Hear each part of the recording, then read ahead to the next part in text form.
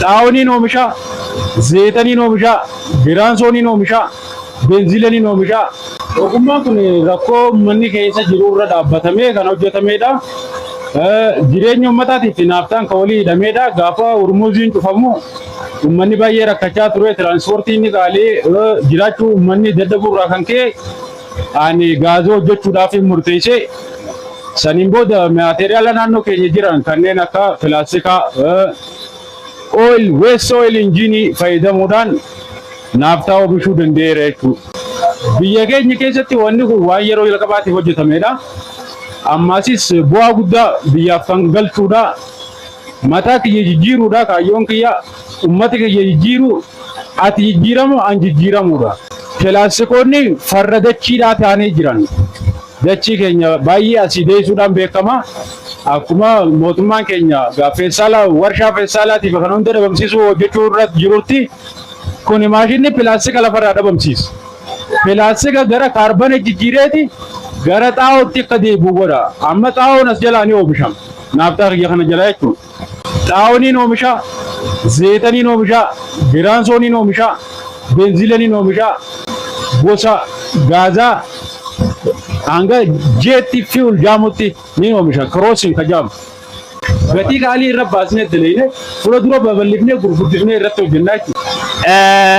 Jalqaba irratti kan itti gaafadhu akka hawaasni keenya beekutti akka naannaa keenya beekutti gaazii lafaa maddatti beekna. Gaazii kanatti oomishamaa waan jiru kanaan jalqaba kan ofirraa dhagoo kiyya. Meewaa kana akkamitti yaalii jalqabdee namni hin beeku malee gaazii peetrooleem kan jaamu walakka takka lafaa kan maddurraa oomishanii walakka takka immoo ifiif hojjetanii itti hidhaan. Biyyoota alaa keessatti kaampaaniilee gurguddaa jira. Hawaasa kanarratti investi godhu.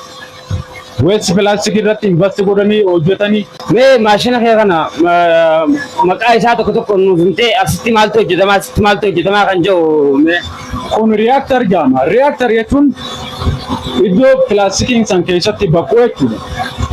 Ho'a digirii seelsheensii 600 hanga 700 kan ga'u irra baqu jira amma. Ho'aaf ta'uu hin dandeessu jechuudha naannoo isaa. Kun first condenser jedhama.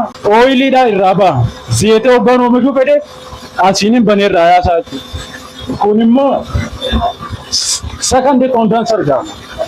Second condenser jechuun bakka benziilaa fi naaftaan itti gargar ba'u jechuudha. Third kondensara kun kondensara kan naaftaati. Taankar naaftaan itti keessatti qubatudha. Kun immoo kan benziilli keessatti kuufamuudha jechuudha. Akkasuma kun gubachuu jiru kun natural gas jedhama. Natural gaasii amma akka biyya keenyatti oomishamee makiinaa konkolaataa qaraxa malee itti galfadhaa jee mootummaan uummata warra qabeenya qabuun qaraxa malee makiinaa galchaa jee itti irratti dalagu jiru san. Ani natural gaasii saniin akkana gubuu jira jechuudha. Silaa amma isa kanaas walitti qabuun hin danda'a. Garuu kun isa kana walitti qabuudhaaf mootora na barbaachisa. Mootora firiijaa ammas silindara na barbaachisa. Fuula dura irratti dalaguuf keenya kanaas.